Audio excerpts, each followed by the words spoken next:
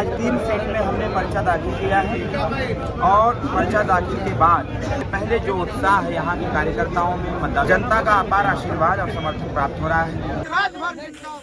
नमस्कार दोस्तों, आप देख रहे हैं डॉक्टर अरविंद राजभर नामांकन करने के बाद सीधे कार्यालय से आ रहे हैं और यहाँ पर उनके कार्यकर्ता फूल माला लेकर के स्वागत में खड़े हुए हैं। अरविंद राजभर जिंदाबाद, अरविंद राजभर जिंदाबाद, योगी मोदी जिंदाबाद, योगी मोदी जिंदाबाद, जिंदाबाद जिंदाबाद,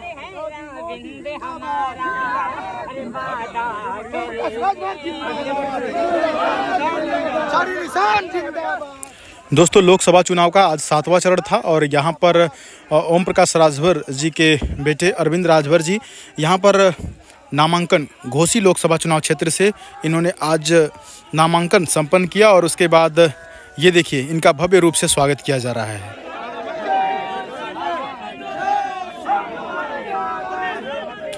यहाँ से अपने निजी साधन के द्वारा ये चलेंगे पार्टी के कार्यालय पर और वहाँ पर चल के हम इनका इंटरव्यू लेंगे और उसके बाद आप देखिएगा।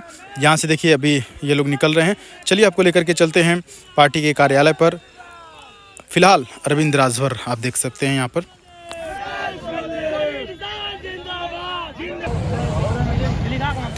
आज नामांकन से पहले जनसभा की गई जिसमें ओम प्रकाश राजभर लोगों को संबोधित किए और उसके बाद नामांकन हुआ।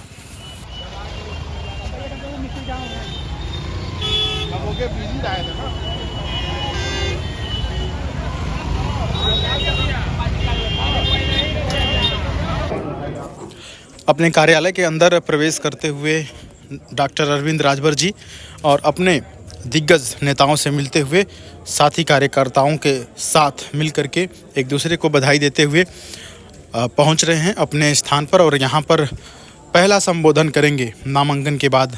आपके सामने आप देख रहे हैं इस समय डॉक्टर अरविंद राजभर जी, कितना फूलों से इनका भव्य स्वागत किया गया।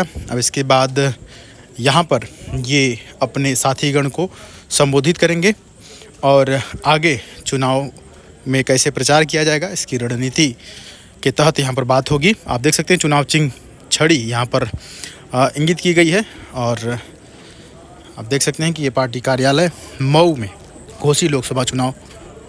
चलिए आगे अभी हम लोग सुनेंगे इनसे भाषण।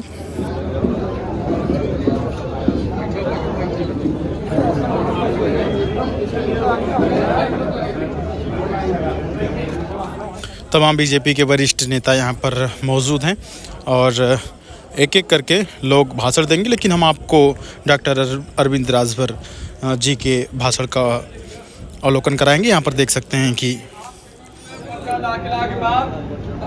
हमारे लोकसभा के प्रत्याशी हैं आदरणीय डॉक्टर अरविंद राजभर जी आए हैं। आपके आने के बाद क्रांति का शुरू बड़ा है। इसके पहले भारतीय जनता पार्टी के प्रदेश महामंत्री, गोरखपुर क्षेत्र के प्रभारी और विधायक हमारे आदरणीय गोविंद नारायण शुक्ला जी कार्यकर्ताओं को एक अनौपचारिक रूप से संबोधित कर रहे थे। प्रत्याशी के आने के बाद कार्यक्रम थोड़ा सा रुका, पुनः व्यवस्थित है। मैं आदरणीय गोविंद नारायण शुक्ला जी से आग्रह करूंगा कि अपने विषय को आप प्रारंभ करें, बाद में हम अरविंद राजभर जी का विषय सुनेंगे। गोविंद नारायण शुक्ला। उसके बाद आप सबके सहयोग से, आप सबके आशीर्वाद से और आप सबकी देख रेख, जो सबसे बड़ी बात है देख रेख वाली, आप सबकी देख रेख में ये सारे कार्यक्रम कहीं कहीं संचालित हुए और ये कार्यक्रम सफल भी हुए। शायद आप कार्यकर्ताओं की सफलता को देख करके माननीय महामंत्री जी ने ये बात कहते हुए अपने आप को नहीं रोक पाए। वो करंट वाली जो बात है, कहीं न कहीं वो करंट पैदा हुआ है तो उसको और गति देने की आवश्यकता है और तेजी से उसको आगे बढ़ाने की आवश्यकता है। मैं आप सभी लोगों का आभारी हूँ और आप सबसे आशीर्वाद की कामना करता हूँ, क्योंकि मैं प्रत्याशी हूँ। बड़े छोटे सबके आशीर्वाद की मुझे आवश्यकता है और मैं ये जरूर कहूँगा कि जब आदर्शवादी विचारधारा के साथ विकासवादी विचारधारा को डेवलप करने का जब संकल्प हम सब ने मिलकर ले लिया है तो हम सब की जिम्मेदारी है कि माननीय मोदी जी का जो संकल्प 2047 विकसित भारत का है उसकी शुरुआत घोषी से करने का काम करें। और मैं पूरा विश्वास दिलाता हूँ क्या है कि मैं भी एक कार्यकर्ता हूँ और एक कार्यकर्ता की पीड़ा, कार्यकर्ता का दुख क्या होता है हम भी जानते हैं। और जब से हम लोग एक साथ आए हैं महामंत्री जी, तब से मैक्सिमम लोगों के चेहरे और मैक्सिमम लोगों के नाम हम पहचानना चालू कर दिए हैं, जानना चालू कर दिए हैं।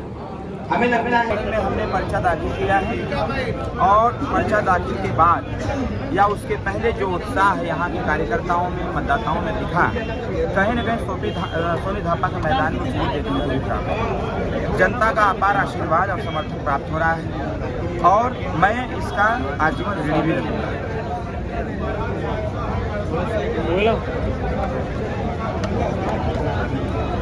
और प्रश्न कर लिया अब हम करब क्या बताइए? नहीं और आगे इसी पे हो जाएगा, लगा दीजिए ना, एरा ही लगाइए। चलिए चलिए ठीक है, कर लीजिए फिर इसी पे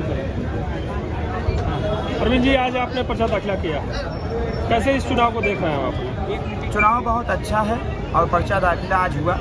इस घोसी लोकसभा के तमाम माननीय दिग्गजों के साथ आज हमने पर्चा का 3 सेट में नामांकन किया हुआ है और नामांकन करने के उपरांत जिस प्रकार से कार्यकर्ताओं में जोश दुगना हुआ है, ये कहीं न कहीं इस चीज़ को देखने और दिखाने का भी प्रयास कर रहा है कि अब भारी अंतर से चुनाव यहाँ घोसी लोकसभा में जीतने जा रहे हैं। जनता है, जनता का अपार आशीर्वाद और समर्थन प्राप्त हो रहा है और जो जनता की मंशा है, जिस मंशा को लेकर के जनता यहाँ मतदान करने के लिए कटिबद्ध है, कहीं न कहीं जनता के उस मंशा को भी हम पूरा करने का काम करेंगे, जिससे आने वाले समयों में कोई जातिवाद की टिप्पणी न कर पावे, कोई क्षेत्रवाद पर बात न कर पावे।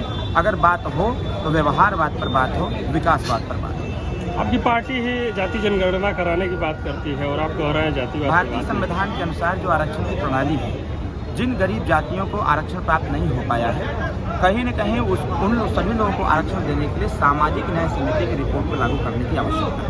हमने सामाजिक बोला, जाति नहीं, और जातियों के संकलन से ही समाज का निर्माण भी हो जाता है।